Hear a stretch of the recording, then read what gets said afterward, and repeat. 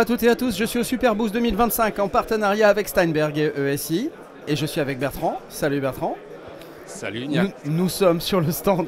Alors Niarf, non. Alors Niarf, non. Ça va pas être possible. Non. Mais c'est pas grave. Alors. On dit Knarf. On prononce le K. Voilà. Ah ouais, ok. Voilà. Mais c'est le côté anglo-saxon, toi on baigne à l'international. Oui, je me doute. On est chez SPL, ok. Ouais. Donc il y a plein de jolis boutons et petites lumières qui sont allumées. Et il y a un nouveau préampli, c'est ça? C'est ça, c'est le P8. Ouais.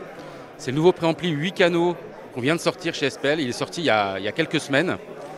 L'idée c'était de proposer un produit super simple dont tout le monde a besoin, c'est-à-dire les 8 canaux qu'on va connecter à son interface audio. Les 8 canaux supplémentaires. On va connecter soit en analo, soit en ADAT. À la base, il est en analo. Avec 2 sorties analo, on a un splitter intégré.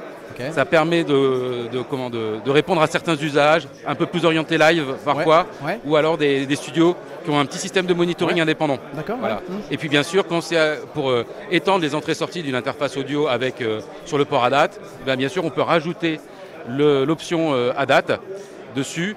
En plus, on a un super convertisseur, c'est de l'AKM Velvet en conversion, donc ça permet d'assurer une très très bonne qualité de conversion. Pour revenir au préamp, on voulait faire simple et super efficace. La base, c'est la techno qu'on appelle la techno 18 volts, qu'on retrouve dans tous les derniers produits studio de SPL, dans le Vitalizer MK3T, dans le Channel One MK3, et puis aussi dans le MTC MK2, qui a été le premier à utiliser cette nouvelle technologie.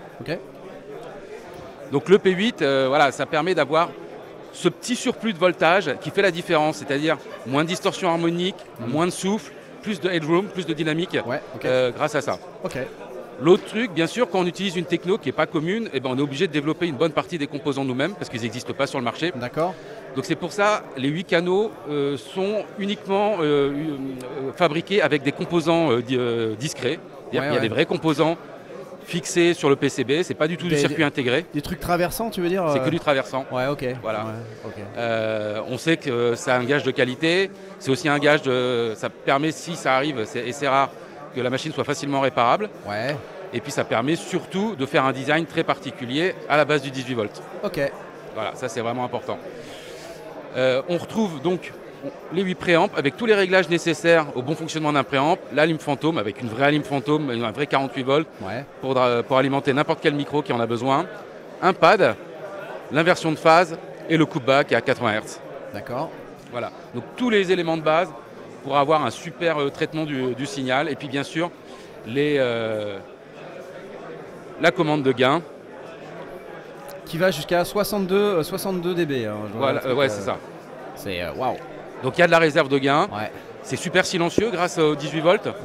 Donc toute la plage de gain est vraiment utilisable. C'est pas comme certains préamps où arrive aux 3/4, ça se met à souffler. Là on a vraiment toute la plage grâce à l'ensemble des technos qui sont utilisés à l'intérieur du préampli. Et puis là, quand on a l'option ADAT qui est intégrée, bien sûr on a la commande de l'horloge. Savoir si on se cloque sur la date, sur l'entrée ou la word clock aussi qui est fournie sur la carte optionnelle. Voilà. Alors ça, on est d'accord, c'est un préamp, il faut une interface ou un convertisseur dédié pour pouvoir l'exploiter. Exactement. Donc là, ça ne te fait pas interface audio. C'est-à-dire que vous pouvez pas une interface audio, c'est vraiment le préamp. On a essayé de faire le préamp le plus efficace possible. Sans fioriture, parce on voulait en termes de prix rester dans quelque chose d'abordable. La version de base full analogique, elle est à 1799 €. TTC, fabriqué en Allemagne, comme le reste des produits SPL. Ça vient de notre atelier, il n'y a aucun souci là-dessus. Mais il fallait donc qu'on fasse quelque chose de simple et efficace. Donc effectivement, soit tu as déjà des convertos que tu adores, et tu rajoutes juste les préamps. Soit effectivement, il y a beaucoup d'interfaces audio qui ont des entrées-sorties ADAT. Et bien sûr, on propose en option la carte ADAT pour étendre le nombre d'entrées-sorties de l'interface audio. Parfait, ok. On a tout dit?